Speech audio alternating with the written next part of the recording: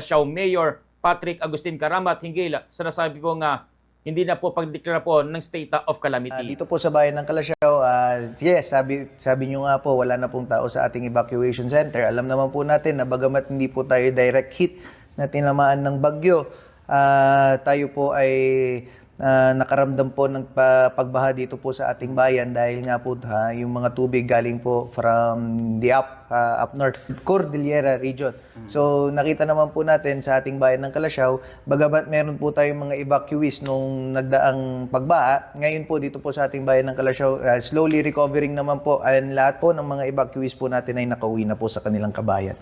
Sa pangkalatan po, Mayor, ilan po ba yung naging apektado po ng ating pong pagbaha at ilan po yung mga nasa evacuation center natin that time po? As per reports of our MSWDO, ang mga lumikas po sa ating regional evacuation center at dito po sa evacuation center po natin dito ay composing of 263 families and 833 individuals po. Total of 833 individuals po ang mga lumikas po sa ating evacuation center. Sa dami po ng ating pong barangay na totally po na 21 barangay ang flooded po. Actually, 19 are severely flooded, 21 pero yung affected, 21 out of 24 barangays po yung affected po dito po sa dulot ng pagbaha dito sa ating bayan. At nagbibigay pa rin po kayo ng relief goods po, Mayor? Natapos naman na po kami sa part po ng local government, Calasiao. Nakapagbigay na po kami ng mga relief goods po doon po sa mga severely affected po ng pagbaha po. Opo.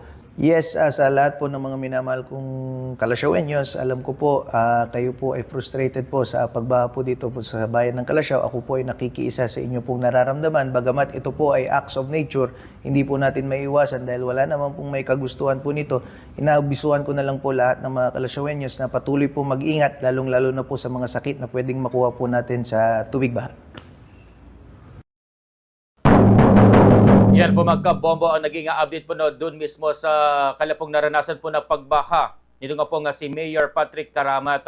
At kanya nga po nga sinabi po ngayon na hindi na po sila nagdeklara po ng state of calamity dahil ito ay kaya pa naman po nila na kahit po 21 na barangay out of 24 na barangay ng Calasiao ay talaga po nga binaha ito nga po nga dahil po kay bagyong Nando at marin po ito naman po nga itong habagat natin pong naramdaman.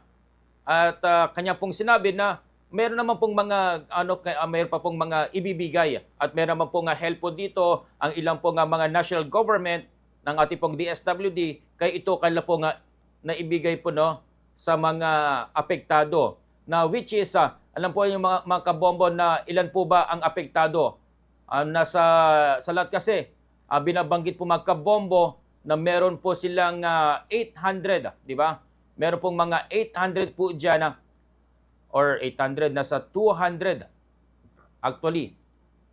Di ba? Meron po silang 263 families at 833 na individuals ang siya naman po nandun po sa mga evacuation center. Maliban pa dyan nung mga hindi po nasa evacuation center pero nanatili po sa kalapong tahanan, nandun mismo sa taas ng kalapong mga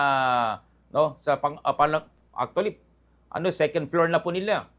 Dahil sa first floor talagang binaba po yan ang nangyari po mga kabombo. Narito ang kanyang dagdag na payag, higil po sa nasayang usapin. So dito po sa bayan ng Calasiao, hindi po tayo nag-declare ng state of calamity.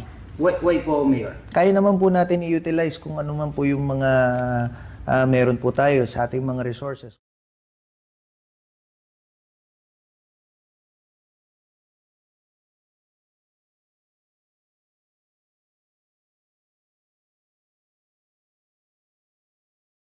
Calamity. Ang Dagupan City nga po nagdeklara po ng state of calamity. Akala po natin na nasa state of calamity pa rin po sila. Pero yun nga, kaya pong sinabi na natapos na kasi yung state of calamity pero hindi na po kinakailangan. Narito ang kanyang naging tinig hinggil sa nasayang usapin. So dito po sa bayan ng Calasiao, hindi po tayo nag-declare ng state of calamity. Why po, Mayor? Kaya naman po natin i-utilize kung ano man po yung mga meron po tayo sa ating mga resources kung I don't see the need na mag-declare po ng state of calamity. So, it's not because na binaha po tayo ay ano po tayo. Bagamat nahirapan po ang ating mga residente, sabi ko naman po kaya naman pong tulungan ng lokal na pamahalaan ng bayan ng Calasiao po. Kung kaya sabi ko sa aking palagay at nakita ko naman po sa ating mga available resources, hindi naman po kailangan mag-declare ng state of calamity. Ano po yung mga naibigay po natin na Mayor? Well, nagbigay po tayo ng relief packs. May mga nakuha po tayong mga relief packs coming from the DSWD. And of course, meron din po tayong mga pinibigay na relief packs coming from the local government also.